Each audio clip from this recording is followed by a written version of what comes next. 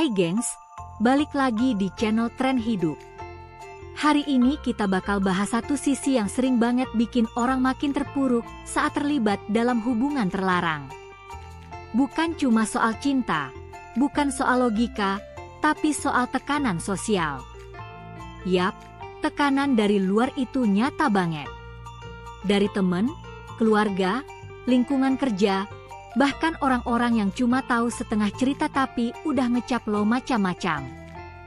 Pertanyaannya sekarang, gimana sih cara ngadepin tekanan sosial itu? Biar lo nggak makin down, makin nggak percaya diri, atau malah makin masuk ke dalam hubungan itu karena ngerasa ya udah telanjur. Kita bahas dari awal ya. 1. Pahami dulu sumber tekanan itu dari mana. Tekanan sosial itu datang dari berbagai arah. Komentar dari teman atau sahabat, omongan keluarga besar, lingkungan kerja atau komunitas. Bahkan dunia maya, sosial media bisa jadi neraka kalau udah nyebar. Dan lucunya, kadang yang paling nyakitin tuh bukan orang jauh, tapi orang dekat. Yang lo kira bakal ngerti, malah ngehakimi. Yang lo harap support, malah nyindir tiap hari. Lo harus tahu dan sadar. Tekanan itu datang karena ekspektasi dan standar sosial yang udah dibentuk sejak lama. Dan waktu lo nyimpang sedikit, langsung dinilai nggak benar. 2. Bedain antara kritik yang membangun dan cuma ngomong doang.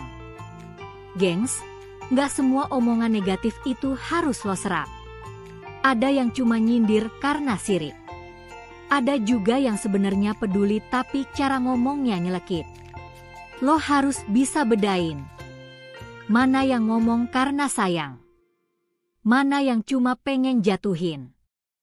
Kritik yang benar biasanya ngasih solusi atau support. Misal, gue ngerti lo lagi susah, tapi coba pikirin masa depan lo. Beda banget sama yang bilang, ya pantas aja hidup lo begini, lakuin yang salah terus. Yang pertama layak lo dengerin. Yang kedua, lewatin aja. 3. Jangan berlindung di balik kalimat, orang gak ngerti apa yang gue rasain. Ini nih pembelaan yang sering keluar. Orang lain gak tahu apa yang gue lewatin. Gue bahagia kok. Gue gak nyakitin siapa-siapa. Tapi kadang, ini justru jadi tameng buat menghindar dari kebenaran. Lo boleh ngerasa gak dimengerti, tapi jangan sampai jadi pembenaran untuk terus bertahan di hubungan yang lo sendiri tahu risikonya besar. Hadapi fakta. Kalau banyak orang ngomong, bisa jadi ada kebenaran yang lagi lo tolak. 4. Jangan biarkan rasa malu menjebak lo. Ketika hubungan lo mulai kebongkar, atau sekadar dicurigai, biasanya lo bakal ngerasa malu. Lo dijauhin, diliatin sinis, jadi bahan omongan. Dan parahnya, perasaan ini bisa bikin lo malah makin masuk ke hubungan itu. Kenapa? Karena lo pikir udah kadung dinilai buruk, jadi sekalian aja sekalian. Ini jebakan, gengs. Jangan biarkan rasa malu jadi alasan lo terus di hubungan yang sebenarnya pengen lo tinggalin. Malu itu bisa sembuh, tapi luka yang lo timbun sendiri bisa makin dalam. 5. Bangun batasan dengan lingkungan yang gak suportif. Kalau lo udah nyoba berubah, atau berusaha lepas dari hubungan itu, tapi lingkungan malah terus-terusan menjatuhin lo. Lo boleh kok jaga jarak. Batasi interaksi. Kurangi buka sosial media kalau itu bikin lo cemas. Cari circle baru yang bisa support dan gak ngejuge.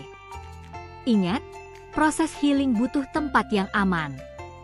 Dan bukan berarti lo lemah kalau lo pengen cari ketenangan dulu. 6. Cari ruang bicara yang netral dan aman. Kadang lo cuma butuh didengerin. Tanpa dinasehatin. Tanpa diinterogasi. Coba cari 1 atau 2 orang yang bisa lo percaya. Bisa sahabat, mentor, konselor, atau bahkan profesional kayak psikolog. Buka suara itu langkah awal buat keluar dari tekanan. Karena lo nggak bisa terus nyimpen semuanya sendiri. Dan lo akan kaget betapa banyak orang di luar sana yang juga pernah ngerasain hal yang sama, dan mereka berhasil keluar. 7. Fokus ke proses perubahan, bukan label orang lain. Orang boleh bilang lo perebut. Orang bisa bilang lo pengkhianat. Tapi label itu nggak bisa nentuin masa depan lo, kecuali lo sendiri yang percaya. Fokus ke perubahan.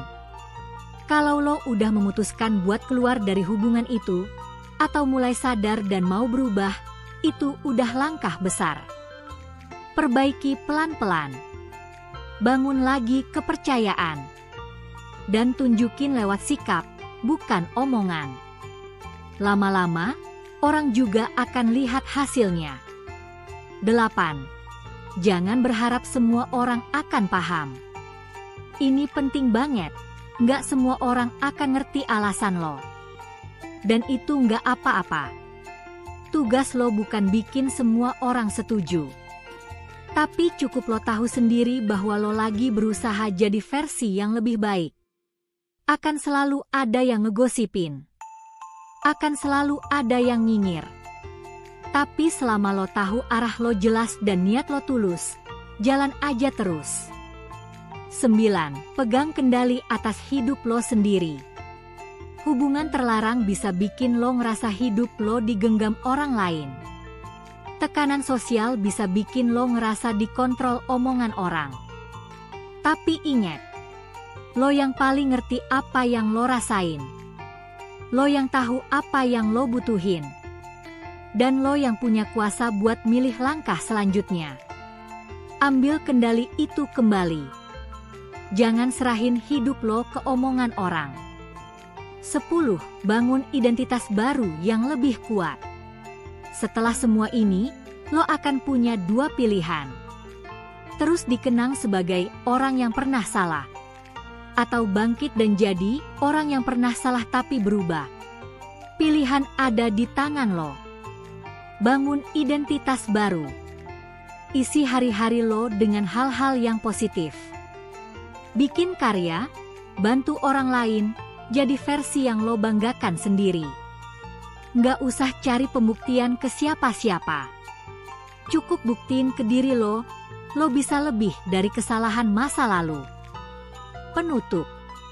Menghadapi tekanan sosial dalam hubungan terlarang emang berat. Tapi jangan sampai tekanan itu malah nahan lo buat berubah. Justru itu bisa jadi pemicu buat bangkit, ninggalin yang gak sehat, dan mulai hidup yang lebih tenang.